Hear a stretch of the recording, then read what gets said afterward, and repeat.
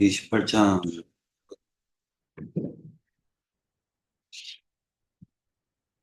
어,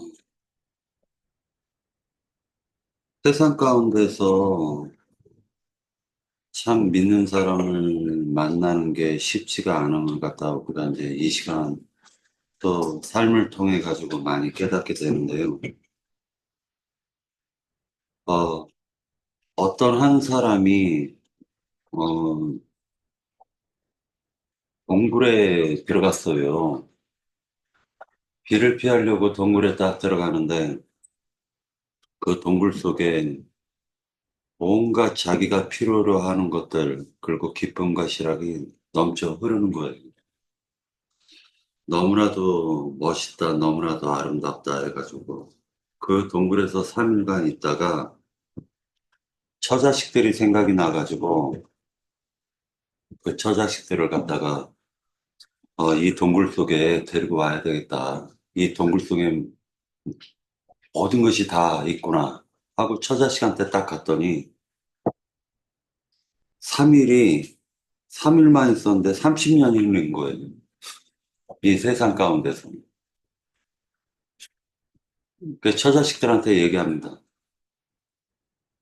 우리 빨리 이곳을 벗어나서 저 모든 것이 갇혀 있는 세계로 가자라고 얘기를 했더니, 아니, 소 키워야 되는데요. 아니, 농사를 지어야 되는데요. 그러니까 세상사 바빠가지고 모든 것이 다 갖춰져 있는 그 세계를 들어가는 걸 거부하더라는 거예요. 그 모든 것이 다 갖춰진 그 세계를 갖다 가르쳐가지고 무릉도원이라고 해요. 이 얘기는 아마 들어보셨을 거예요. 성경에서 선지자들은 지금 무릉도원의 세계를 갖다가 말씀을 해주고 계시는 거예요. 근심도 없고 걱정도 없는 그런 세계가 있다. 그런데 그 가치를 모르기 때문에 여기서 소 키우고 먹 키우고 바빠서 못 들어가는 겁니다. 무릉도원에. 아마도 성경에서 지금 얘기하고 있는 이 말씀들이 아마도 그런 내용들인 것 같습니다. 자, 술 취했다라고 얘기를 하고 있는데 1절에 에브라임의 술 취한 자들, 또 교만한 멸류관 이런 얘기를 하고 있습니다. 술 취했다라는 거 에브라임은 대표적으로 누구를 의미하고 있냐면은 북이스라엘을 갖다가 의미하는 말이에요. 에브라임은. 그런데 이제 술이 취했다라고 얘기를 하고 교만한 멸류관 이렇게 얘기하는 것은 그 에브라임 때 당시에 사마리아 이 도성을 갖다가 옮긴 사람이 누구냐면은 아방에 붙인 오므리 왕이에요. 오므리 왕. 근데 그 오므리가 딱 보니까 그 사마리아 그러니까 산꼭대기에 도성을 세우면은 어, 어떤 적이 와도 다 방어가 되겠다라는 생각을 했던 거예요. 그래가지고 수도를 갖다가 사마리아로 옮깁니다. 그래서 이제 그 사마리아의 그 도성의 특징이 뭐냐면 21장 그 1절 그 중반에 영화로운 광같이 기름진 골짜기 꼭대기에 세운 성이여라고 되어져 있죠. 그리고 또 4절에 보면 그 기름진 골짜기 꼭대기에 있는 그의 영화가 세잔에 가는 꽃이라고 되어져 있습니다. 그러니까 사마리아 도성 그 산 주변으로 해가지고는 굉장히 기름진 어, 땅이 펼쳐져 있는 것으로 보여집니다. 그래서 온갖 풍요, 즉 다시 얘기해서 술 취했다라고 얘기를 하는데 어, 제가 느끼는 그 이 술 취함이라는 게 여러 가지 의미가 있지만은 하나님을 믿는 사람이 세상 가운데 빠져서 살아가는 것이 술 취한 것이에요. 이 세상이라는 게 온갖, 온갖 술들이 가득한 곳이에요. 어,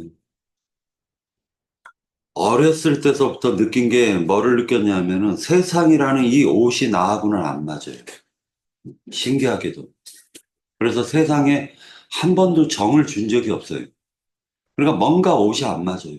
옷이 맞을만 하면 하나님이 원상태로 딱 꼬꾸러뜨려 놔요. 그리고 다시 또 이렇게 고생을 하게 만들어요. 그러니까 즉 옷이 맞을만 하면 벗겨버리고 맞을만 하면 벗겨버리는 그 과정을 갖다가 하나님 믿고 난 이후 지금까지 계속 반복되는 것 같아요. 근데 이것은 이제 간단하게 저의 그냥 간증일 뿐이고, 이 술 취한 특징이 뭐냐면은 제가 지금 대리운전을 하고 있는데 술 취한 사람들 태우고 다니는데 참 요거 보면은 천지분간을 못하는 상태가 되는 걸 그 술 취했다라고 묘사할 수가 있죠. 강정한 형제도 술을 이렇게 즐겨 마시지만 또 우리 홍영재님도 마시지만 술에 많이 취하면은 이렇게 하늘 땅이 이렇게 뒤집어진다며요. 예. 그러니까 임박한 하나님의 진노를 깨닫지 못하는 거예요. 무지한 상태를 얘기하는 것입니다. 판단력이 흐려지고 지각이 없는 상태, 그리고 앞뒤 분간을 못하고 천지 분간을 못하는 상태. 그런 상태를 갖다 지금 에브라임이 하나님 앞에 다 보여주고 있는 거예요. 에브라임 가운데 그 선지자는 대표적으로 아모스 선지자도 북이스라엘에서 뽕나무 키웠던 농사꾼이에요. 그런데 하나님께서 쓸 사람이 없는 거예요. 말하자면은 성경을 좀 안다 하는 사람들은 전부 다 기복적으로 하나님을 믿어버리고 그러다 보니까 뽕나무 키우는 그 아모스 선지자를 불러가지고 이스라엘을 갖다가 회개하고 말하자면 북이스라엘이 멸망할 거를 갖다가 선포하게 하십니다. 그러나 북이스라엘이 그때 당시에 아모스 선지자 때 당시에 여로보암 2세 때라고 해가지고 북이스라엘이 가장 번성했던 시기예요. 그러다 보니까 뭔 소리 하냐 지금 이렇게 잘 먹고 잘 사는데 우리가 왜 망하냐라고 얘기를 합니다. 하나님은 그 옷을 벗겨버리려고 하는 거예요. 여로보암 2세 때 옷이 맞아가고 있어요. 세상이라는 이 옷이 지금 북이스라엘한테 잘 맞아가고 있을 때 하나님께서는 아모스 선지자를 보내가지고 그 옷을 벗으라고 얘기하시는 것입니다. 술 취한 자, 에브라임, 그리고 그 성, 영화로운 성, 사마리아 성을 가리켜가지고 사마리아 백성의 그 교만함을 지금 여기에서 술 취한 자로 묘사를 하고 있다라고 보여지고 있습니다. 사람이 교만하면 눈에 보이는 것이 없어서 결국에는 방탕한 생활을 할 수밖에 없습니다. 우리들은 그런 경험들을 갖다 거쳐가지고 지금 어, 그리스도인들이 되었다라고 저는 보고 있습니다. 교만 이것은 그러니까 삐쭉 튀어나온 것을 가리키는 거예요. 뭔가 돋보이려고 하는 것을 교만이라고 하는 것입니다. 하나님께서는 평탄한 것을 원하시는데 도드라진 것, 뭔가 드러난 것, 이것을 갖다가 교만이라고 얘기합니다. 그런데 이 사마리아 성은 주변이 다 평지인데 이 사마리아 성만 뼈쭉 도드라진 거예요. 그러니까 교만을 상징하고 있는 성이라고 볼 수가 있는 것입니다. 태생서부터 그렇다는 거예요. 태생서부터. 술 취했다라는 것은 또한 음료 이세벨을 또는 음료로 대표되고 있는 거짓 교훈들을 얘기하고 있는 것입니다. 어떤 사람이 얘기를 합니다. 세상이 옷이 세상에서 그러면은 하나님만 열심히 믿으면은 하나님이 밥 먹이 주냐고. 당신이 나가서 일을 해야지 당신의 가정이 편하고 당신의 자식이 편해지고 그리고 그것이 하나님을 믿는 도가 아니냐. 하나님 믿는다고 세상을 갖다 등져버리고 세상에서 그냥 방구석에 앉아가지고 뒹굴뒹굴하면 그것이 하나님 믿는 도냐라고 얘기를 합니다. 그런데 성경에서 얘기하는 말은 어찌하여 너가 세상에 있는 것으로 근심 걱정 염려를 하느냐. 너가 근심한들 키가 한 자나 자라냐. 공중에 나는 새를 보아라. 심느냐 아니면 거두느냐 아니면 하나님이 먹여주시냐 입혀주시면 이것을 결단을 내리라는 거예요. 세상이라는 옷도 안 맞고 그렇다고 하나님의 옷은 반만 걸쳐 있고 그러면 세상도 토해버리고 하나님도 토해버리는 것입니다. 결국에는 우리 그리스도인들은 선택을 해야 됩니다. 하나님께서 세상에서 광야로 빼는 것은 세상에 물들어 있는 것을 갖다가 찐을 다 빼버리고 오직 그리스도인은 하나님의 능력으로 산다라는 것을 배우게 하려고 하나님께서는 광야로 빼내신 거예요. 우리는 말씀을 갖다 지금 금기를 묻는 집, 즉 장자들의 총회교회에 하나님의 말씀을 깊은 데까지 지금 하나님께서 우리들에게 장로 형제님을 통해 가지고 많은 것을 깨닫게 해주고 계십니다. 그런데 이론하고 믿음하고 다른 그러한 삶을 살아갈 때가 많다라는 것이죠. 그것을 갖다가 28장에서 어쩌면 나에게 지금 너가 지금 에브라임이 아니냐? 너가 지금 술 취해 있지 않느냐? 너가 지금 방탕하지 않느냐? 그렇게 세상을 의지하지 말라고 했는데 왜 세상을 의지하느냐? 라는 것을 지금 28장에서 가르쳐 주고 있는 것은 아닐까라는 생각을 해봅니다. 골짜기라고 얘기하는 것은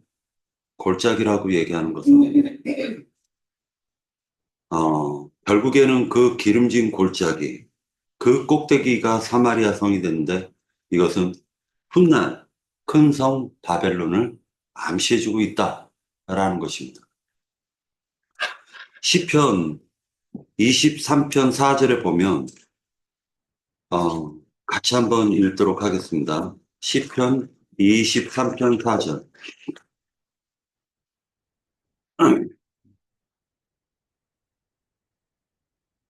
23편 4절.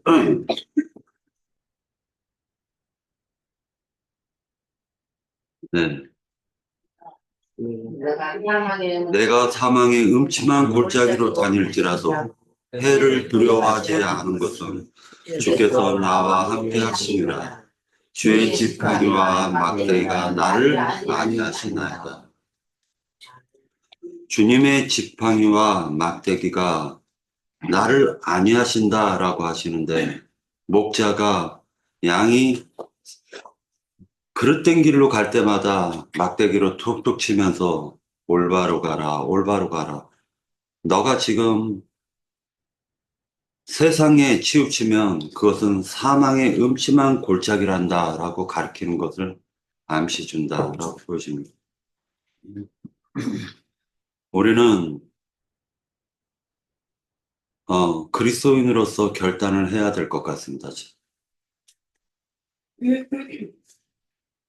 하나님께서 나를 이끌어서 이 사망의 골짜기를 지나가게 하실 것이냐 아니면 내 힘으로 지나갈 것인가 라는 생각을 한번 가져야 될 것 같습니다. 또 골짜기 하면 대표적인 골짜기가 유명한 신놈의 아들의 골짜기라는 게 있습니다. 이 신놈의 골짜기라는 건 아람어로 할 때 보면은 신놈이라는 이 말을 아람어를 거쳐가지고 그래가지고 헬라어로 번역한 것이 예수님 때 당시에는 게헨나예요. 게헨나. 자, 신놈의 골짜기에서 했었던 행동은 몰록신을 믿었는데 신의 그 제사법의 특징이라는 게 뭐냐면 아들을 갖다가 불 가운데 지나가게 해서 죽이는 게 산제사로 들여버리는 게 여기 신놈에서 골짜기에서 이루어졌던 사건입니다.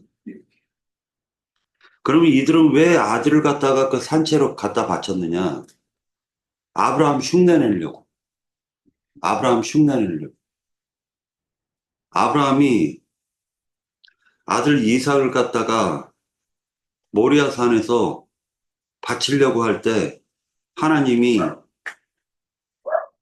멈춰라 하고 그리고 옆에 산양을 잡아가지고 제물로 해서 그 제사를 드리게 했는데 자기네들이 흉년을 만나거나 세상 살 때 힘들 때 세상 살아가기가 힘들 때 이렇게 자신들의 자식들을 갖다 드리면은 하나님이 기뻐하셔가지고 이 세상 재앙을 거두시고 축복 주실까봐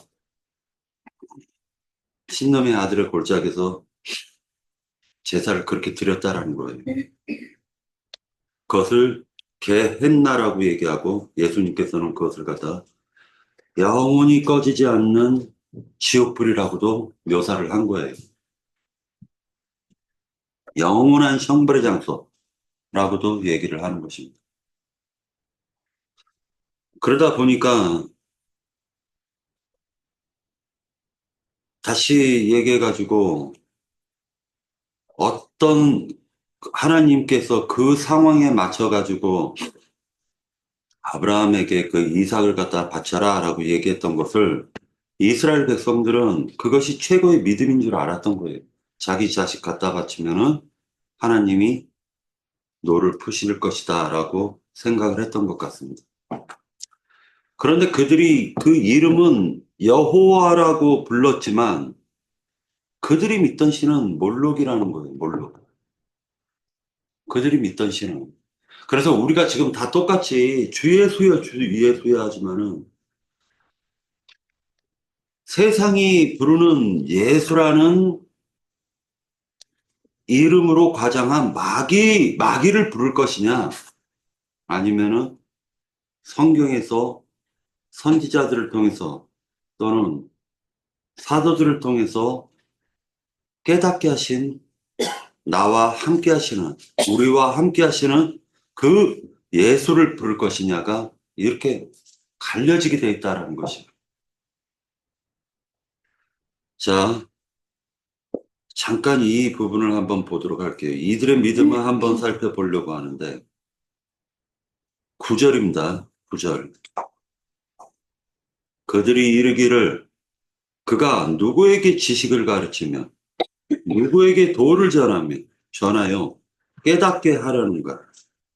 젖떨어져 품을 떠난 자들에게 하려는가? 라고 얘기하니까 우리가 얼마나 성경을 많이 하는데 너 같은 놈한테 배우냐. 이게 지금 교만이 드러난 거죠.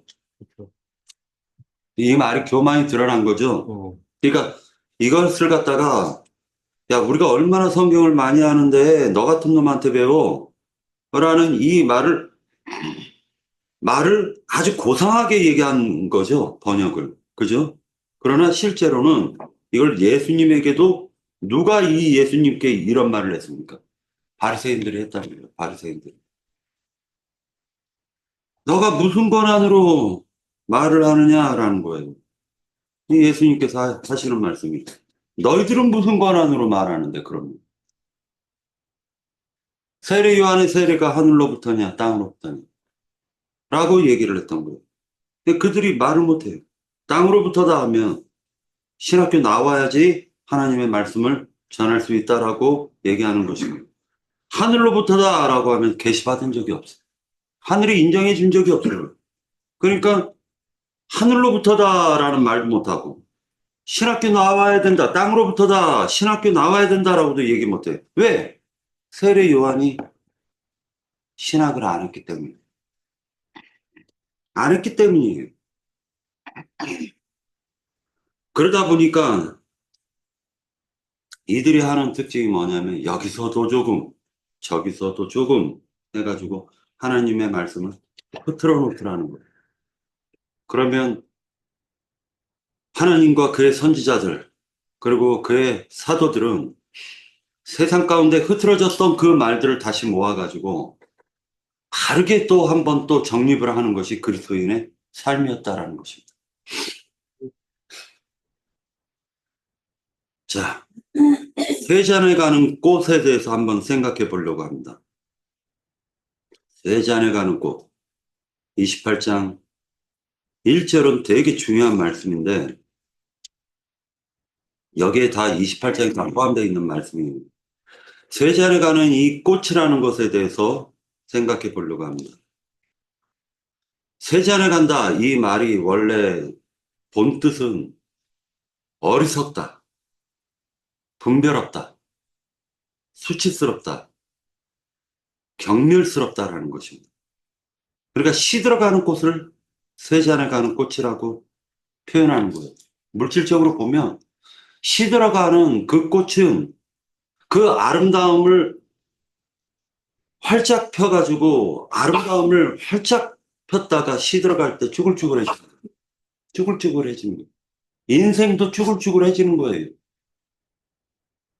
아무리 화려한 삶을 살았다 할지라도 아무리 그가 뭐 연예인이 돼서 최고의 인기를 누리면서 최고의 부를 누렸던 화려한 인생을 살았다 할지라도 아무리 가난하고 천박하게 살았다 할지라도 하나님이 보셨을 때는 꽃이 핀 거예요. 인생의 꽃이 핀 거예요. 그러나 누구나 다 시들어 버릴 것입니다. 우리는 이것을 아는 거예요.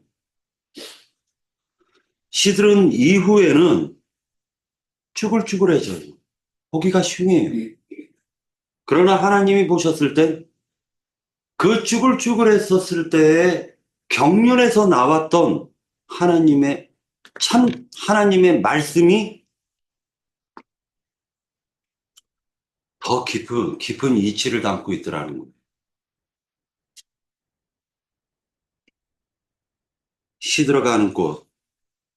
이것은 표면상으로는 하나님을 경홀히 여기는 것을 가리키는 것입니다. 하나님의 말씀을 자기가 지금 전성기니까 화려하게 피워버렸기 때문에 전성기를 거쳤기 때문에 하나님 잠시 계세요. 세상에서 먹고 마시고 입고 하는 것은 내가 다 알아서 할 테니까 하나님은 옆에서 참견하지 마시고 좀 기다려 주세요. 내가 알아서 할게요. 아마 경험들 하셨을 겁니다. 그렇게 하면은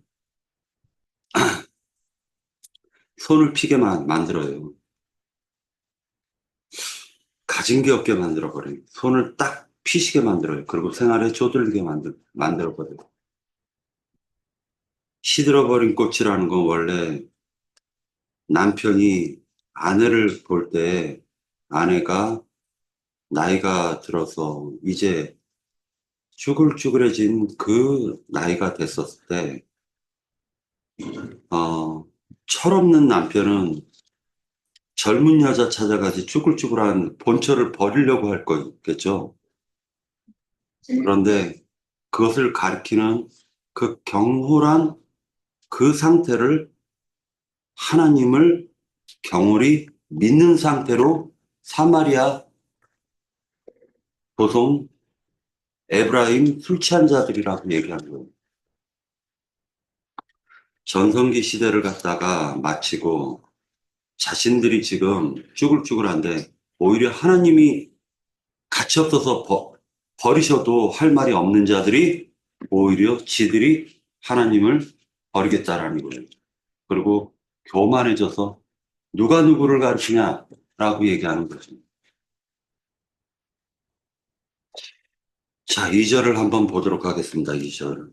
보라, 주께 있는 강하고 힘 있는 자가 쏟아지는 우박같이 파괴하는 광풍같이 큰 물이 넘침같이 손으로 그 면류관을 땅에 던지리니 라고 얘기하고 있는데, 이것은 주께 있는 이라는 것은 주께서 예비하신 아수르를 상징적으로 아수르, 하나님의 몽둥이인 이 아수르, 진노의 막대기를 지금 2절에서 묘사해주고 있는 것입니다. 2절, 3절.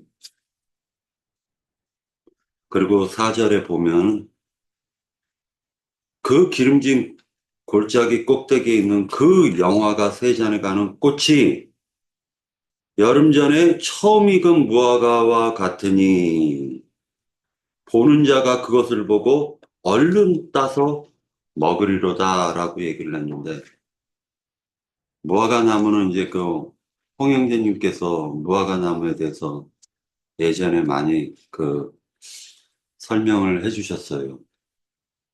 원래 무화과 열매는 2번 이렇게 열매가 맺어진대요. 그래서 8월에서 10월 달에 무화과 열매를 추수를 한다고 합니다. 그런데 그 전에 한번 무화과가 열릴 때가 있대요. 처음 익은 그 무화과는 굉장히 당도가 높아서 맛있다고. 그 번역이 잘못돼요. 그래요? 보통 사람들이. 네. 이 팔레스타인 땅에서, 어, 6월, 그러니까 여름이 되기 전에 한번 희귀하게 맺는 무화과가 있어서 그 시소 가치가 상당히 높다라고 얘기를 해요. 그래서 그것은 얼른 따버린대요. 주인이 보면 주인이 따고, 지나, 그래, 이거 내 이따 설명을 네, 요거 이따 한번 설명을 해주세요. 나도 형제님한테 그렇게 들었는데, 지금 요 부분이, 그래서 이거 왜 이렇게 반대로 얘기하나라고 생각을 했습니다. 반대야. 네, 그런데 그때 심판이, 그러니까 여기서 지금 얘기하고 있는 말은 뭐를 의미하고 있는 거냐면은, 처음 익은 무화과가 가치가 있어가지고 그 보는 자가 얼른 따는 것을 얘기하고 있어요. 지금 의미상으로는. 그래. 의미상으로는. 자, 잘 한번 보세요. 4절. 여름 전에 처음 익은 무화과 같으리니 보는 자가 그것을 보고 얼른 따서 먹으리로다. 이것은 남 주는 것도 아니고요. 얼른 따서 먹는다는 거예요. 기억으로 자, 그러니까 이것은 희귀하게 맺는 맛있는,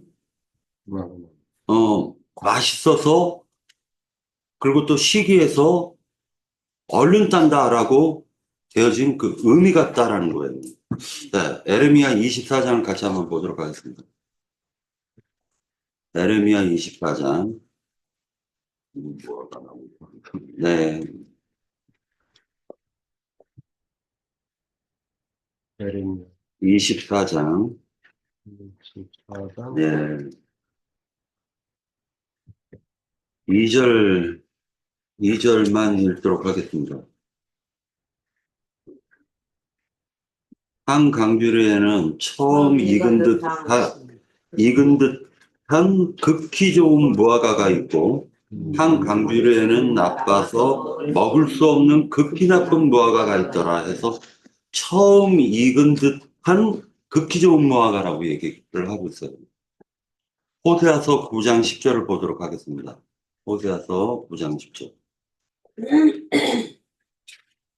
지금 여기에서 처음 익은 듯한 무화과를 좋게 지금 비유를 하고 있어요. 굉장히 귀하고 좋은 곳으로 보고 있다는 거예요. 자, 9장 10절. 옛적에 내가 이스라엘을 만나기를 광야에서 포도를 만남같이 하였으며 너희 조상들을 보기를 무화과 나무에서 처음 익은 천년예를 봄같이 하였거늘 그들이 바알볼에 가서 부끄러운 우상에게 몸을 들임으로 저희가 사랑하는 우상같이 가증하게 졌도다라고 얘기하는데 이것도 처음 익은 무화과가 굉장히 좋게 의미를 하고 있죠. 그죠? 몰라요. 실제로도 그 부분은 우리가 먹었을 때 굉장히 달게 느꼈거든. 예, 그러니까 처음 익은 무화과가 너무나도 맛있어서 이건 시기에서 시기해가지고 그 이스라엘에서도 최고의 부자들만 먹었다라는 얘기를 하는 것으로 보여주고 있는데 내가 홍영재님한테 이 부분은 나중에 물어봐야 되겠다. 왜냐면 그렇게 반대로 내가 들었걸랑요. 그래서 이 부분은 한번 생각을 해볼 필요가 있고요. 자, 이제 5절을 같이 한번 볼게요. 그날의 만군의 여호와께서 자기 백성의 남은 자에게 영화로운 면류관이 되시며 아름다운 화관이 되실 것이라 라고 얘기하는데 이게 대비되고 있는 말입니다. 술에 취해가지고,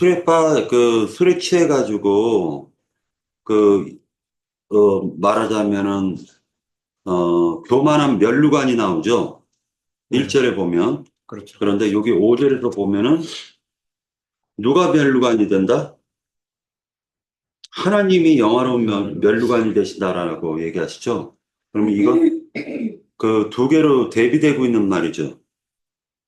에브라임의 교만한 면류관은 도 있고, 그 다음에 남은 자들에게 하나님이 너희들의 면류관이 되어 주시겠다라고 하는 부분이 있는 거죠. 자, 그러면 이 부분은 어떤 영적인 의미가 있는 것입니다. 어떤 의미가 있냐면은 인간이 세운 것, 인간이 만들어낸 것, 인간이 하나님을 떠받들어 믿어주는 것, 이것은 교만한 멸관이 되겠죠. 이것을 갖다가 사도 바울은 이론이라고 했고 그것을 기독교 체계라고 얘기하는 거예요. 그렇죠. 그러니까 그것은 기독교 체계는 인간이 만들어내는 거예요. 인간이 하나님의 말씀에 떡칠을 하는 거야. 덧칠을 해버리는 거예요. 그것을 자기가 만든 멸관이라고 해서 에브라임의 교만한 멸관으로 묘사를 하고 있는데 하나님이 너희의 멸관이라는 것은 이것은 신약 성경에서 보면 성령을 가리키는 거예요. 그렇죠. 성령을 너희에게 부어주시면 하나님의 말씀의 이치를 깨닫게 된다는 걸 얘기하는 것입니다. 그러니까 대비되는 말이에요. 멸류관이라는 것은 인간이 만들어낸 그 멸류관은 신학 교리예요. 그렇죠. 목사라는 신부라는 타이틀인 거예요. 그런데 하나님께서는 그들을 쓰지 않고 어부들 천한 자를 들어 쓰셔가지고 하나님이 성령을 부어서 그들을 통해서 12사도의 계보를 통해서 12사도의 생명의 계보, 예수 그리스도의 생명의 계보인 제사장 나라를 세우시겠다라는 것을 암시해주고 있는 것입니다. 자, 그 다음에 또 대비되는 말이 나와요. 또 대비되는 말이 나오는데 술에 빠진 자의 성이라는 말이 나오죠. 1절에 보면 네. 술에 취해 있는 그 성은 곧 영화로운 관인데 여기 5절에서 보면 아름다운 화관이 나오는 거예요. 화관이 나오는 것입니다. 자, 이것도 대비가 돼요. 그러니까 인간이 만들어낸 의와 하나님의 의를 지금 대비하고 있더라는 것입니다. 자, 이것이 바로 어,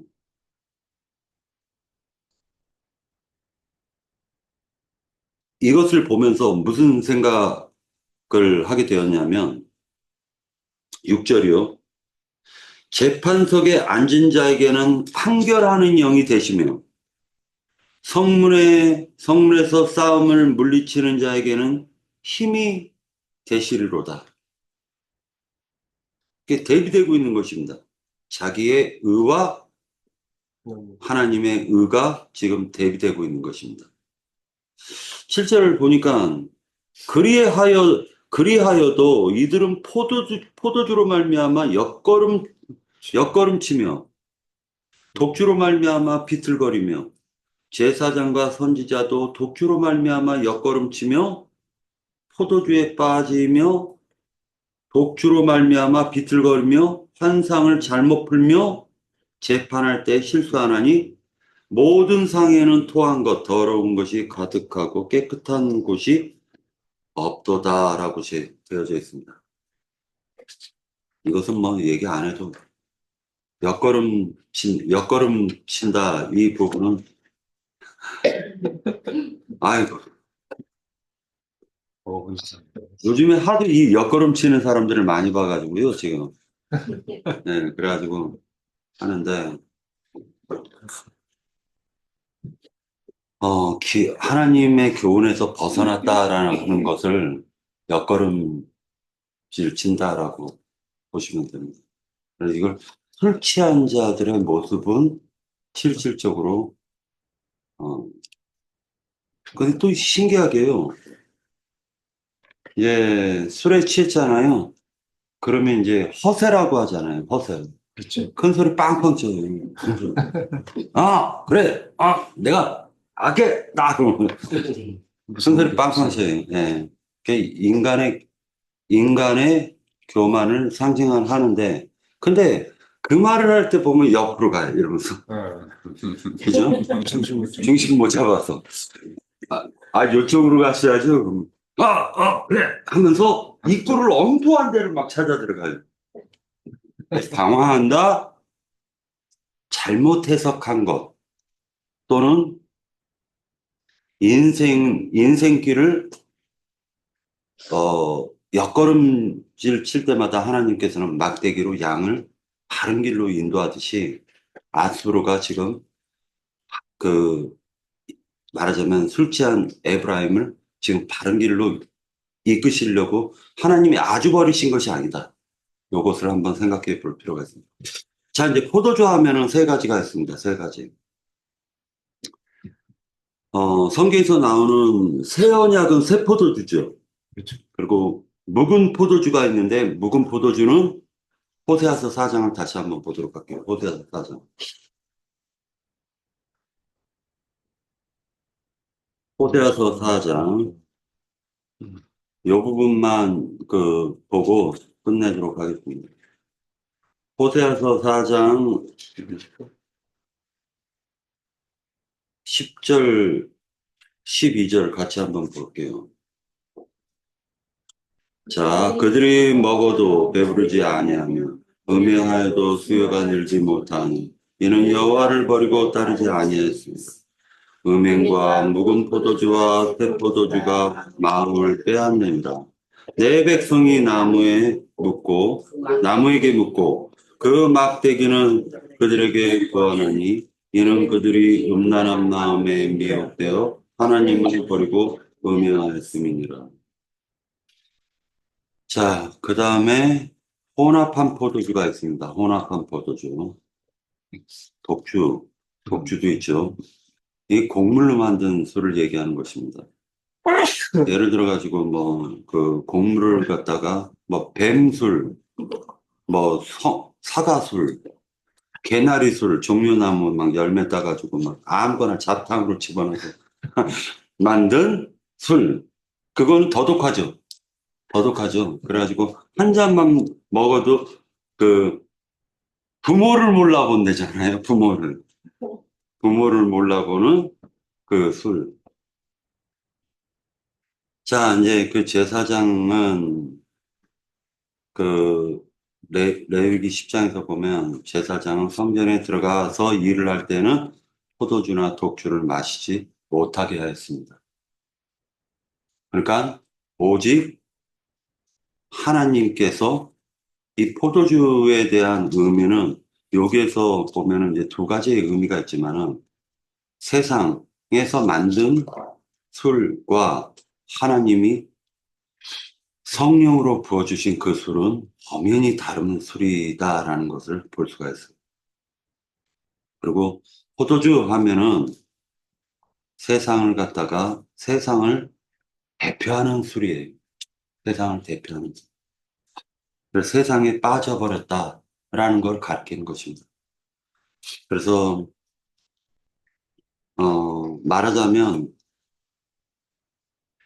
뱀 뱃속으로 통째로 삼켜지는 걸 얘기하는 거예요. 통째로 삼켜지는 거. 자, 그 다음에 환상을 잘못 풀었다라는 것은 이 부분을 갖다 좀 생각해 보려고 합니다. 환상이라는 것은 이상을 얘기하는 것이에요. 이상. 그러니까 이 환상이라는 것은 하나님이 자신을 선지자에게 보여주신 거예요. 이걸 환상이라고 얘기하는 것입니다. 그렇죠. 하나님은 어떤 분이시냐? 그냥 하나님 하면은 어떤 형상을 그리면 안 돼요. 형상을 그리면 안 됩니다. 요한일서를 보도록 하겠습니다. 요한일서. 이것은 우리가 너무나도 잘 아는 부분입니다. 요한일서 1장 1절에서 4절까지만 같이 읽도록 하겠습니다.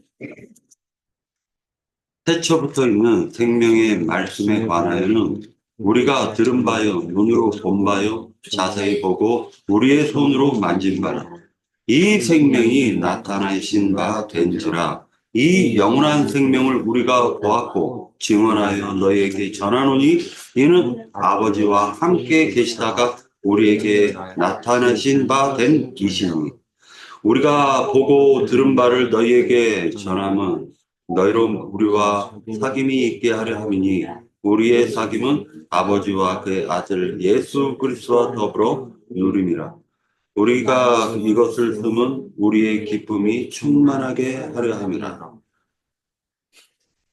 그러니까 알고 보면 태초에부터 계셨던 그 말씀이신 하나님이 인간의 눈으로 볼 수 있게 처음에는 환상, 이상, 계시로 보여줬어요. 선지자들에게. 구약에는. 그러나 새 시대, 신약 시대가 딱 되고 난 이후에 말씀이신 하나님이 인자로 오셔가지고 인간의 자식으로 오셔가지고 인간들에게 눈으로 볼 수 있게 나타나셨단 말이에요. 그러니까 도마가 누구야? 하나님을 보여달라고 네, 예수님을 보면서 예수님에게 나도 아버지 보여주세요. 나도 아버지 보여주세요. 라고 했더니 네가 나를 보고도 왜 아버지를 보여주려고 하냐. 그러니까 인간이 뭐를 보는 거냐면 그냥 겉으로 보이는 예수를 본 거예요. 겉으로 보이는 예수. 지금 그 십자가에서 죽으신 그 예수는 태초, 그러니까 모든 것이 있기 전서부터 그분은 인격으로 계셨다라는 거예요. 인격으로. 근데 그 인격으로 계신 그분이 그분을 드러내신 것이 바로 만물이에요. 만상이고. 그러니까 꽃도 하나님을 드러낸 거예요. 개미도 드러낸 거예요. 뱀도 하나님을 드러낸 거예요. 뱀도 원래는 하늘도 하나님을 드러내고 새도 하나님을 드러내고 모든 것이 다 하나님을 드러냈습니다. 그러니까 그런 것들을 통해 가지고 우리는 하나님을 보는 거예요. 그런데 그냥 인간의 눈으로 볼 수 있는 예수를 딱 보면서 예수 따로 아버지 따로로 본 거예요. 지금 기독교계가 그게 술 취해버린 것 상태를 얘기하는 거예요. 자, 그러니까 결국에는 이것이 뭐냐면은 포도주, 독주 뭐 이런 것들이 계속 지금 여기서 나오지만 이사야서 28장에서 나오지만 지금 알고 보면 너희들이 만들어낸 책이냐 아니면 하나님의 성령이냐 이것을 얘기하고 있는 거예요. 너희들이 만들어낸 교리냐 아니면 하나님이 주시는 교훈이냐 이것을 지금 28장에서 강조하고 있다. 자, 이제 요거 하나만 더 얘기하고 끝낼게요. 시온의 기초돌이라고 해가지고 14절에 나오죠. 그러면 이것은 돌이라는 것은 뭐냐면은 그 아이돌이라는 것은 물이 흘러가고 있는데 그 흘러가는 것을 갖다가 돌 하나가 딱 이렇게 막아요. 그러면 옆으로 물이 비껴가죠. 래프팅 해보셨으면 아실 거예요. 그건. 그런데 돌과 돌들이 쌓이면 그게 댐이 돼요. 그러니까 아무리 물이 그 강해도 돌로 막으면 결국 그 말하자면은 그 물길을 갖다가 막아낼 수가 있는 거예요. 물길을. 그리고 물길을 옆으로 빗나가게 만들 수도 있는 거예요. 세상의 풍조가 아무리 우리에게 그리스도인들에게 힘들게 닥친다 할지라도 그 세상 풍조를 갖다 이겨낼 수 있는 것은 그리스도의 산돌이요 산돌들인 우리들의 믿음이 비록 세상에서는 적은 자들이지만 그것이 세상의 악한 기운, 악한 정신을 물리치는 하나님의 돌들이 될 것이다. 산돌들이 될 것이다. 라는 걸 결국 28장에서는 얘기해 주고 있는 것입니다. 여기까지 할 얘기는 사실 많은데요. 중요한 얘기는 다 끝낸 것 같습니다. 네, 마치도록